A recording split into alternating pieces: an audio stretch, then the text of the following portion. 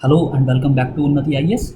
आज के इस लेक्चर में हम यूपीपीसीएस प्री के क्रैश कोर्स की सीरीज़ में कृषिगत उत्पादन के आंकड़े देखेंगे विश्व के संदर्भ में। पिछला जो लेक्चर आया था उसमें हमने कृषिगत उत्पादन के जो आंकड़े देखे थे वो भारत के संदर्भ में देखे थे।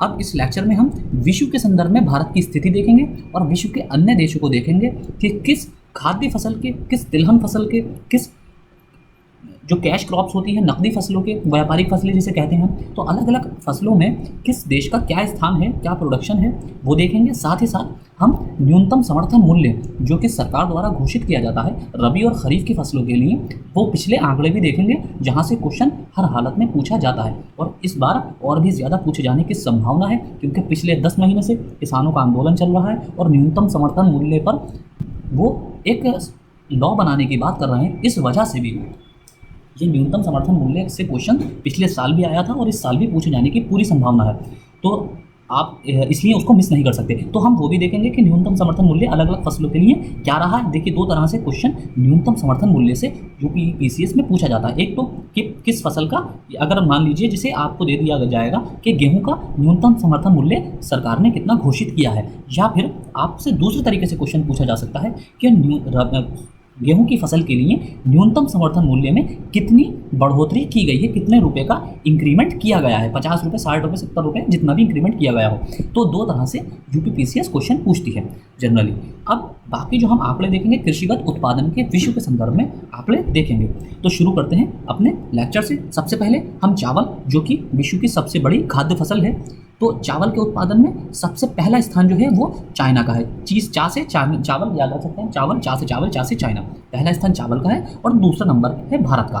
तीसरा नंबर इंडोनेशिया, चौथा नंबर बांग्लादेश और पांचवा नंबर वियतनाम। तो आप एक और भी चीज़ यहाँ फोकस कर रहे होंगे कि ये ज़्यादातर चाइना और भारत के अलावा सारी ये साउथ ईस्ट एशियन नेशंस हैं। इंडोनेशिया, बांग्लादेश, बांग्लादेश भी हमारा बॉर्डर से टच होता है। बाकी आप चाइना और बांग्लादेश को छोड़ दें तो ये इंडोनेशिया और वियतनाम ये साउथ ईस्ट एशियन कंट्रीज़ हैं।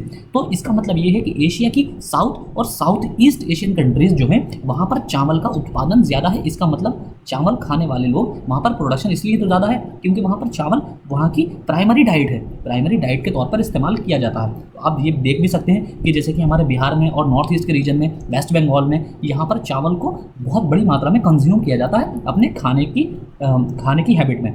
इसी तरह दूसरा है गेहूँ।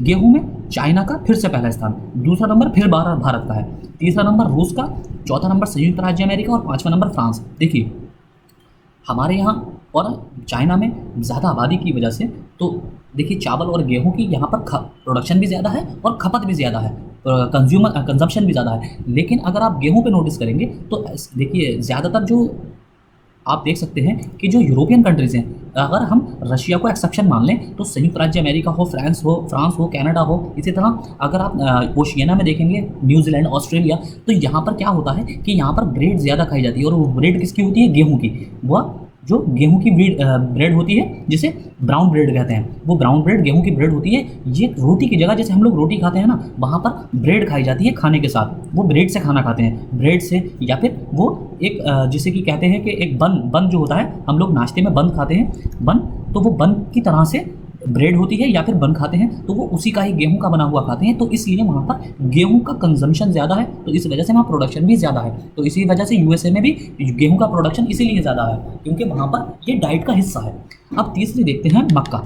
मक्का संयुक्त राज्य अमेरिका, मक्का में संयुक्त राज्य अमेरिका का इसलिए पहला स्थान है क्योंकि यहाँ पर पोर्क, जो आपका पशुपालन में पोर्क बहुत ज़्यादा इस्तेमाल किया जाता है और ये पोर्क की चारा फसल के रूप में इसको उगाया जाता है। इसलिए मक्का का प्रोडक्शन बहुत ज़्यादा है यूएसए में, क्योंकि यूएसए में आपको हर चीज़ में, अगर आप वहाँ चिप्स भी लेंगे तो हो सकता है कि वहाँ पर चिप्स भी पोर्क के मिल जाएँ आपको। कनाडा में इसी तरह, कनाडा में भी यही हाल है कि अगर आप जैसे कि यहाँ पर लेस खाते हैं ना, चिप्स, तो वहाँ पर अगर आप लेंगे तो वहाँ पर अगर आपने बिना पढ़े उसको खा लिया तो इसका मतलब आपका धर्मभ्रष्ट, क्योंकि वहाँ पर पोर्क की खाल के चिप्स बनाए जाते हैं इन सारी ही कंट्रीज़ में, जैसे यूएसए या फिर आपका कनाडा या फिर यूरोपियन कंट्रीज़ जो हैं। तो वहाँ पर मक्का का प्रोडक्शन इसीलिए ज़्यादा है क्योंकि पोर्क जो है, पोर्क के लिए ये चारा फसल का काम करती है और ये पोर्क का वेट बढ़ाने में, उसका वेट बढ़ाने में, वज़न बढ़ाने में बहुत ज़्यादा कारगर होती है मक्का। अब तीसरी है हमारी, चौथी हमारी जौ। जौ जो है इसका रूस में, फ्रांस में, जर्मनी में, कनाडा में, यूक्रेन। अब ये अगर जौ का आप देखेंगे, इन सारी कंट्रीज़ को नोटिस कीजिए, देखिए एक याद रखने की एक ट्रिक होती है, अगर आप उसको लिंक कर पाएँ किसी चीज़ से, अगर आप लिंक कर पाएँगे ना तो बहुत आसानी से याद रख पाएँगे। देखिए जौ को आप नोटिस कीजिए, जौ से क्या होता है? जौ से शराब बनती है और ये सारी पाँचों कंट्रीज़ आप नोटिस कर लीजिए, ये शराब की एक्सपोर्ट कंट्रीज़ हैं। अगर इसमें हम इटली को भी और इंक्लूड कर दें तो ये रूस, फ्रांस, जर्मनी, कनाडा, यूक्रेन, इसका मतलब ये नहीं है कि ये गरीब लोग हैं, ये जौ उगा के खाएंगे, गेहूँ इनसे खरीदा नहीं जाएगा, ऐसा नहीं है। ये जौ से शराब बनाकर उसको एक्सपोर्ट करके पैसा कमाते हैं। France, Germany, Canada, Ukraine, Italy, Israel, ये सारी यहाँ से जौ से शराब बनाकर एक्सपोर्ट की जाती है। तो इस वजह से यहाँ पर जौ का उत्पादन ज़्यादा है, इसलिए आप देखेंगे कि सारी ही यूरोपियन कंट्रीज़ हैं। तो रूस को भी अगर हम यूरोप में काउंट कर लें, क्योंकि उसका कुछ हिस्सा तो यूरोप में भी आता है ना, तो इसको अगर हम रूस में को भी काउंट कर लें तो ये सारी ही यूरोपियन कंट्रीज़ हैं आप देखेंगे, खाली कनाडा को छोड़कर। फिर है ज्वार, सोरगम, संयुक्त राज्य अमेरिका, नाइजीरिया, इथियोपिया, मैक्सिको और सूडान। तो यहाँ पर संयुक्त राज्य अमेरिका और मैक्सिको में तो सोरगम उगाने का यही मतलब है कि इससे भी शराब बनती है, और बाकी ये अफ्रीकन कंट्रीज़ में इसलिए उगाई जाती है क्योंकि ये सस्ती फसल है और वहाँ पर शुष्क क्षेत्र हैं, यानी कि वहाँ पर एरिड और सेमी एरिड एरियाज हैं। इस वजह से गेहूँ इत्यादि का फसल का उत्पादन नहीं हो सकता, जिनको पानी की अधिक आवश्यकता होती है। गेहूँ हुआ, चावल हुआ, इनको चावल को पानी की बहुत ज़्यादा आवश्यकता होती है, और ये सूखे क्षेत्र हैं, तो यहाँ पर चावल का तो उत्पादन हो नहीं सकता, जाहिर सी बात है ज्वार का उत्पादन होगा। अब है दलहनी फसलें। दलहन में तो भारत सबसे बड़ा प्रोड्यूसर भी है और सबसे बड़ा कंज्यूमर भी है। तो भारत है, फिर आपका यूके है यानी कि यूनाइटेड किंगडम, फिर मोजाम्बिक यानी कि अफ्रीकन कंट्री जो है मोजाम्बिक, जो कि आपका ईस्टर्न कोस्ट पर है अफ्रीका के, यानी कि हिंद महासागर से जिसका तट लगता है। फिर है स्पेन, यानी कि अगर आप इसको और स्पेसिफिकली बात करें तो जो आपका जो ये एरिया है, ये जो आपका अफ्रीका का मैप है, अगर इसको इस तरीके से देखें हम, अफ्रीका का जो मैप है ये, तो यहाँ पर एक मेडागास्कर है। तो ये जो दोनों के मेडागास्कर और ये अफ्रीका का ईस्टर्न कोस्ट है, इसके बीच का जो एरिया है ये मोजाम्बिक है, ये मोजाम्बिक है, और ये यहाँ से स्ट्रेट बहती है।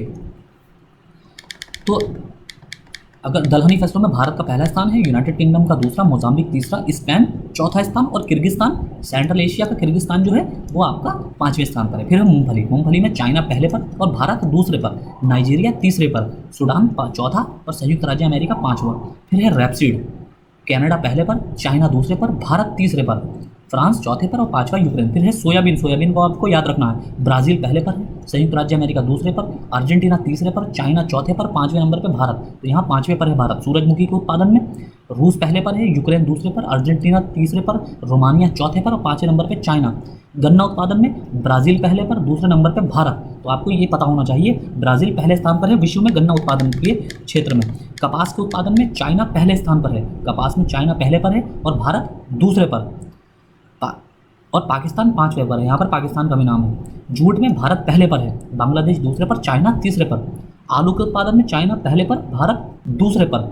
प्याज के उत्पादन में चाइना पहले पर, भारत दूसरे पर। टमाटर में चाइना पहले पर, भारत दूसरे पर। सेब के उत्पादन में चाइना पहले पर, संयुक्त राज्य अमेरिका दूसरे पर, तुर्की तीसरे पर, पोलैंड चौथे पर और 5वें नंबर पर भारत सेब के उत्पादन में है। केला उत्पादन में भारत पहले नंबर पर है, चाइना दूसरे पर। नारियल में पहले नंबर पर इंडोनेशिया, दूसरे नंबर पे फिलीपींस और तीसरे नंबर पे भारत। क्योंकि देखिए नारियल जो है उष्णकटिबंधीय क्षेत्र की फसल है, इसलिए ये आप देखेंगे कि ये उष्णकटिबंधीय क्षेत्रों में ही देखने को मिलेगी। जैसे कि भारत, चाइना, आपका भारत में कहाँ पर होती है? साउथ इंडिया में, चाइना में, इंडोनेशिया में, वो सॉरी नारियल की बात कर रहे हैं, आई एम सॉरी, इंडोनेशिया, फिर फिलीपींस, फिर भारत, श्रीलंका, ब्राज़ील। तो ये सारी उष्णकटिबंधीय क्षेत्र में इनका कुछ ना कुछ क्षेत्र जरूर आता है। ब्राज़ील तो लगभग पूरा ही आता है, इसी तरह इंडोनेशिया और फिलीपींस भी पूरी तरह उसी में शामिल है। फिर है अंगूर का उत्पादन। तो अंगूर का उत्पादन वहीं होगा जहाँ शराब बनाई जाएगी। अंगूर चाइना में, इटली में, संयुक्त राज्य अमेरिका में, स्पेन में, फ्रांस में, सारे ही जो ये सारी ही कंट्रीज शराब की एक्सपोर्ट कंट्रीज़ हैं। और भारत का अंगूर उत्पादन में 7वां स्थान है। संतरे के उत्पादन में भारत का तीसरा स्थान, पहला स्थान किसका है? ब्राज़ील का। चुकंदर के उत्पादन में रूस पहले स्थान पर, दूसरे नंबर पर फ्रांस, तीसरे पर जर्मनी। मसालों में भारत पहले पर, इथियोपिया दूसरे पर, तुर्की तीसरे पर, चौथे नंबर पर इंडोनेशिया, 5वें नंबर पर बांग्लादेश। चाय के उत्पादन में चाइना पहले पर, भारत दूसरे पर। याद रखिए ये चाय के उत्पादन में भारत दूसरे नंबर पर है, चाइना पहले नंबर पर है। कॉफ़ी में ब्राज़ील पहले पर है, वियतनाम दूसरे पर, तीसरे नंबर पर कोलंबिया, चौथे नंबर पर इंडोनेशिया, 5वें नंबर पर इथियोपिया। ये शायद आपको साफ नहीं दिख रहा होगा, तो इथियोपिया 5वें नंबर पर है। तंबाकू में चाइना पहले पर, भारत दूसरे पर। और इसी तरह रबड़ के उत्पादन में थाईलैंड पहले पर है और चौथे नंबर पे है भारत, थाईलैंड पहले नंबर पे है। कुल दूध उत्पादन में भारत पहले स्थान पर है, कुल दूध उत्पादन में। अब देख लेते हैं कुल फसल उत्पादन। तो कुल फसल उत्पादन में देखिए यहाँ पर जो है स्थान है ये इंडिया का है। भारत तीसरे स्थान पर है कुल अनाज के उत्पादन में, और पहले स्थान पर चाइना, दूसरे नंबर पे अमेरिका। तो पूरे अगर टोटल अनाज की बात करें तो उसमें भारत का स्थान कौन सा है? तीसरा। भारत तीसरे स्थान पर है, पहले नंबर पे चाइना, दूसरे नंबर पे अमेरिका। गेहूं के स्थान पर भारत, गेहूं के उत्पादन में भारत का विश्व में दूसरा स्थान है, जैसे कि हमने देखा था गेहूं में भारत का विश्व में दूसरा स्थान, चाइना पहले पर है। तीसरा, चावल के उत्पादन में भारत का दूसरा स्थान, पहले नंबर पे चाइना। और दलहनी फसलों में भारत पहले स्थान पर है। तिलहन फसलों में मूंगफली में भारत दूसरे स्थान पर है, पहले नंबर पे चाइना है। रैपसीड सरसों में तीसरे नंबर पे भारत है, पहले नंबर पे कनाडा, दूसरे नंबर पे चाइना है। अब आते हैं कैश क्रॉप्स, वाणिज्यिक फसलें। पहले गन्ने के उत्पादन में भारत दूसरे स्थान पर, पहले नंबर पे ब्राजील। चाय के उत्पादन में भारत दूसरे स्थान पर, पहले नंबर पे चाइना। कॉफ़ी के उत्पादन में भारत 8वें नंबर पे आ गया है, पहले 7वें नंबर पे था, याद रखिए। पहले नंबर पे कौन, यहाँ से क्वेश्चन पूछा जा सकता है कॉफ़ी के उत्पादन से इस बार, क्योंकि भारत की जो है रैंक खिसक गई है। और चाय के उत्पादन में भारत पहले शायद तीसरे नंबर पे था, दूसरे पर आ गया है, इसलिए इसको भी याद रखिए। तो चाय के उत्पादन में बढ़ गया है और कॉफ़ी के उत्पादन में एक स्थान नीचे हो गया है। तो अब जो कॉफ़ी के उत्पादन में भारत का विश्व में 8वां स्थान है, पहले नंबर पे ब्राज़ील है, दूसरे नंबर पे वियतनाम है, तीसरे नंबर पे कोलंबिया है, चौथे नंबर पे इंडोनेशिया है। देखिए कोलंबिया कौन सी कंट्री है? साउथ अमेरिकन कंट्री, यानी कि लैटिन अमेरिका की। फिर है चौथे नंबर पे इंडोनेशिया, 5वें नंबर पे होंडुरास भी आपकी साउथ अमेरिका में है। फिर है 6ठे नंबर पे इथियोपिया, और 7वें नंबर पे पेरू का स्थान आ गया है, ये भी आपकी साउथ अमेरिकन कंट्री है। अब है जूट का उत्पादन। जूट के उत्पादन में भारत का पहला स्थान विश्व में। कपास के उत्पादन में भारत का दूसरा स्थान चाइना के बाद। तंबाकू के उत्पादन में भारत का तीसरा स्थान, पहले नंबर पे चाइना और दूसरे नंबर पे ब्राज़ील। देखिए सबसे ज़्यादा नशा चाइना में किया जाता है, फिर ब्राज़ील में और फिर भारत में। फल और सब्जियों के उत्पादन में, फल और सब्जियों के उत्पादन में दूसरा नंबर है भारत का, पहला नंबर चाइना का। मेलन के अतिरिक्त, यानी कि जो वाटरमेलन वाली सब्जियां हैं, पानी वाली, इसके अलावा जो है दूसरा नंबर भारत का है, उसका पहला है जो है चीन का। टोटल फलों में अब आलू का देख लेते हैं। आलू में दूसरा स्थान है भारत का, चाइना का पहला। प्याज में दूसरा स्थान, पहला है चाइना का। अब पशुधन उत्पादन में कैटल जो है, जितने भी कैटल्स उसमें भारत का दूसरा स्थान, पहला नंबर पे ब्राज़ील। इसको हम एक बार अलग से भी देखेंगे, पशुधन जनगणना जो भारत का जो संदर्भ में देखेंगे, खाली 20वीं पशुधन जनगणना को हम कल के लेक्चर में देखेंगे। तो अब है भैंस के उत्पादन। भैंस के उत्पादन में भारत का पहला स्थान है, और ऊँट के उत्पादन में भारत का 16वां स्थान है। तो पहला नंबर पे कौन है ऊँट के स्थान उत्पादन में? चाड। तो ऊँट सबसे ज़्यादा चाड में होते हैं। चाड कौन सी है? अफ्रीकन कंट्री से। तो आप समझ सकते हैं, आसानी से सोच सकते हैं कि सहारा मरुस्थल का जो रीजन है वहाँ पर ऊँट का उत्पादन ज़्यादा होता होगा, यानी कि ऊँट वहाँ पर ज़्यादा पाए जाते होंगे। अब है भेड़ उत्पादन। भेड़ में भारत का तीसरा स्थान, पहले नंबर पे चाइना, दूसरे नंबर पे ऑस्ट्रेलिया। बकरी में दूसरा स्थान भारत का, पहले नंबर पे चाइना। चिकन में 6ठा नंबर है भारत का, पहले नंबर पे चाइना। तो भेड़ में तीसरा नंबर है, भेड़ में, बकरी में दूसरा है, और चिकन में 6ठा है। तो ये आप देख सकते हैं। फिर है पशु उत्पाद, यानी कि पशु उत्पाद जितने भी हैं, जैसे कि दूध में पहला स्थान है भारत का। अंडों में तीसरा स्थान है पहला चाइना का, दूसरा अमेरिका का, तीसरा स्थान है भारत का। और कुल मांस उत्पादन में भारत का 6ठा स्थान है, पहला स्थान किसका है? चाइना का। तो ज़्यादातर में आपको चाइना ही पहले स्थान पर मिलेगा। अब न्यूनतम समर्थन मूल्य देख लेते हैं, मिनिमम सपोर्ट प्राइस, एमएसपी देख लेते हैं। एमएसपी जो है न्यूनतम समर्थन मूल्य 2021-22 का, पहले 2020-21 में कितना था? 1868 रुपये। धान सामान्य के लिए 1868, अब कितना हो गया? 1940, यानी कितने रुपये की वृद्धि हुई है? 72 रुपये की वृद्धि की गई है। इसी तरह जो धान ग्रेड ए होता है वो पहले 1888 रुपये का था, लेकिन इस बार कितना कर दिया गया है? 1960। इसमें भी 72 रुपये की वृद्धि हुई है। तो आप आसानी से याद रख सकते हैं कि धान में 72 रुपये की ही वृद्धि हुई है, दोनों ग्रेड में, सामान्य में भी, ग्रेड ए में भी। लेकिन सामान्य का जो कीमत है वो प्रति क्विंटल 1940 रुपये है, और जो ग्रेड ए है वो 1960 रुपये, यानी कि 20 रुपये का डिफरेंस है। अब है ज्वार संकर, हाइब्रिड ज्वार का, पहले 2620 की थी, अब 2738, 118 रुपये की वृद्धि। ज्वार मालडंडी 2640 रुपये की थी पहले, अब हो गई 2758, इसमें भी 118 रुपये। तो आप ये देख सकते हैं दोनों में 118 रुपये का ही बढ़ोतरी की गई है, चाहे वो हाइब्रिड हो चाहे मालडंडी हो। बस आपको ये याद रखना है कि पहली वाली जो संकर है, हाइब्रिड है, वो 2788 रुपये की है पर क्विंटल, और दूसरी वाली, पहली वाली 2738 रुपये की है, और दूसरी वाली 2758 रुपये की है। अब है बाजरा का पहले 2150 रुपये था मूल्य, अब 2250 हो गया, यानी कि 100 रुपये की वृद्धि। मक्का में 1850 से 1870, 20 रुपये की वृद्धि। रागी में 3295 से 3377 रुपये की, 82 रुपये की वृद्धि। अब सबसे ज़्यादा देख लेते हैं। देखिए इस तरह से भी क्वेश्चन पूछा जाता है कि सबसे ज़्यादा वृद्धि किस में हुई है? तो सबसे ज़्यादा वृद्धि जो हुई है तिल में। तिल का पहले 6855 थी, अब हो गई 7307, तो इसमें 452 रुपये की वृद्धि हुई है तिल में। तो ये आपको याद रखना है। और जो जितने भी दालें हैं, दालों में सबसे ज़्यादा वृद्धि किस में हुई है? अरहर में, तुर में, और दूसरा किसमें? उड़द में। इन दोनों में 300 रुपये की वृद्धि हुई है। अरहर का पहले कीमत थी 6000 रुपये, अब हो गई 6300 रुपये, उड़द की पहले 6,000 रुपये थी, ये भी 6300 रुपये की हो गई है, तो इसलिए आपको इसमें याद रखने में भी आसानी रहेगी। और अगर आप ऐसे देखें, इस तरह देखें कि सारी दालों में सबसे ज़्यादा वैल्यू किसकी है, यानी कि सबसे ज़्यादा एमएसपी किसकी है, तो वो मूंग की है। मूंग पहले 7,196 रुपये पर क्विंटल थी, अब हो गई 7,275 रुपये पर क्विंटल। तो सबसे ज़्यादा कीमत दालों में या ओवरऑल जितनी भी एमएसपी वाली फसलें हैं उसमें सबसे ज़्यादा जो कीमत पर क्विंटल है वो मूंग की दाल की है। मूंग की दाल की 7,275 रुपये कीमत है और इसमें 79 रुपये यानी कि 79 रुपीज़ की बढ़ोतरी की गई है एमएसपी में पिछले साल की तुलना में।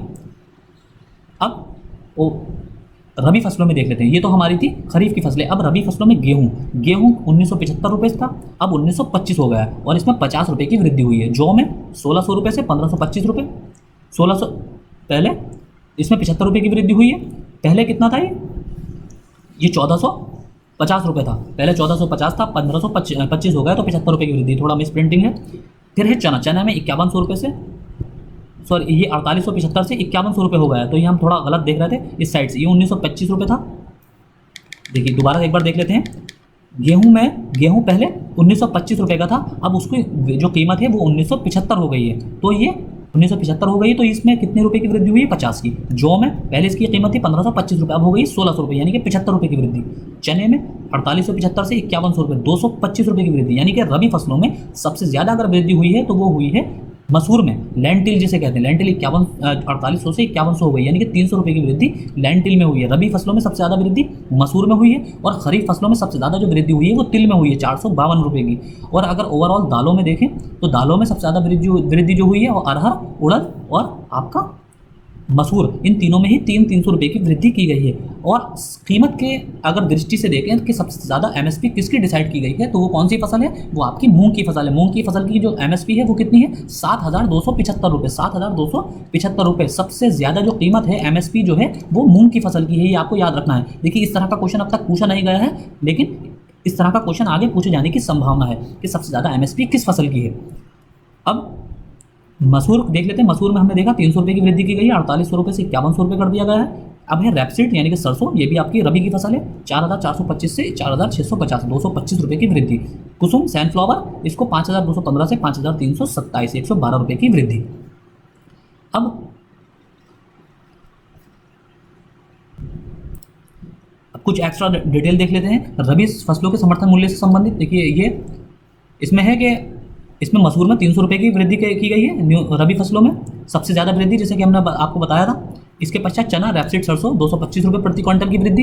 देखिए वैसे तो तिल में सबसे ज़्यादा वृद्धि की गई है, लेकिन जो रबी फसलें हैं उसमें चने में मसूर में, लेंटिल में सबसे ज़्यादा वृद्धि की गई है। और खरीफ फसलों में हमने बताया था कि तिल में अगर ओवरऑल देखें तो सबसे ज़्यादा वृद्धि भी तिल में ही की गई है, 452 रुपये की वृद्धि हुई है।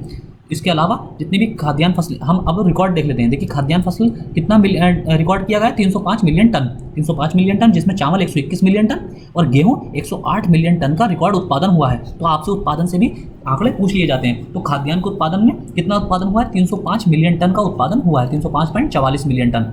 चावल का 121, यानी कि चावल का उत्पादन गेहूं के उत्पादन की तुलना में अधिक है।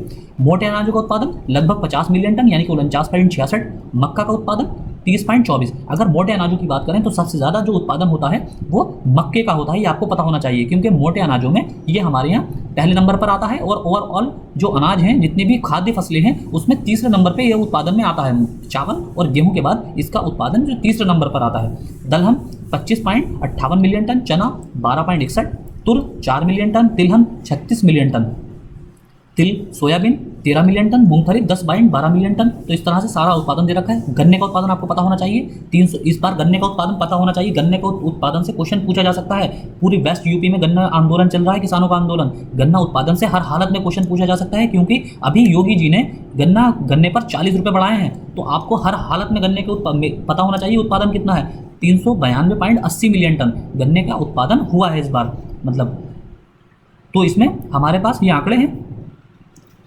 अब है चावल का कुल उत्पादन 121 मिलियन टन अनुमानित है और पिछले 5 वर्षों के 112 मिलियन टन से ये 9 मिलियन टन अधिक है। इसी तरह गेहूं का उत्पादन 108 मिलियन टन उत्पादन अनुमानित है, जो कि पहले के 100 मिलियन टन से 8 मिलियन टन अधिक है। मोटे अनाजों का उत्पादन 49.66 बिलियन टन अनुमानित है, जो कि पहला क्या 47.75 मिलियन टन से 1.91 मिलियन टन अधिक है। इसी तरह दालों का उत्पादन जो है वो 25.58 मिलियन टन अनुमानित है, जो कि 5 वर्षों के 21.93 मिलियन टन औसत उत्पादन से 3.64 मिलियन टन अधिक है। तो हर सारे जितनी भी खाद्यान्न हैं उनमें सब में उत्पादन में वृद्धि देखी गई है। फिर है कुल तिलहन उत्पादन का रिकॉर्ड उत्पादन 36.57 मिलियन टन है, जो कि पिछले के उत्पादनों से 6.02 मिलियन टन अधिक है। इसी तरह गन्ने का उत्पादन 392 मिलियन टन अनुमानित है, जो कि पिछले 362 टन मिलियन उत्पादन से 30 मिलियन टन अधिक है, लगभग 31 मिलियन टन, 30.73। कपास का उत्पादन 36.49 मिलियन गांठ है। हर गांठ कितनी किलो की होती है? 170 किलो की। कपास की हर गांठ जो होती है 170 किलो की होती है, और इसमें गन्ने की जो होता है उसमें 180 किलो का होता है। गन्ने का जो एक बंडल होता है वो 180 किलो का होता है और कपास का 170 किलो का, ये आपको पता होना चाहिए। जूट और मेस्ता का उत्पादन 9.62 मिलियन टन, प्रति गांठ 180 किलोग्राम की। जूट की और मेस्ता की भी 180 किलोग्राम की गांठ होती है, और गन्ने की भी गांठ जो होती है वो 180 किलो की होती है। तो ये हमारा उत्पादन के विश्व से संबंधित आंकड़े थे और एमएसपी से संबंधित आंकड़े थे। तो आज के लेक्चर में इतना ही। अगला जो लेक्चर आएगा हमारा वो एनर्जी सेक्टर से रिलेटेड आएगा। Thank you.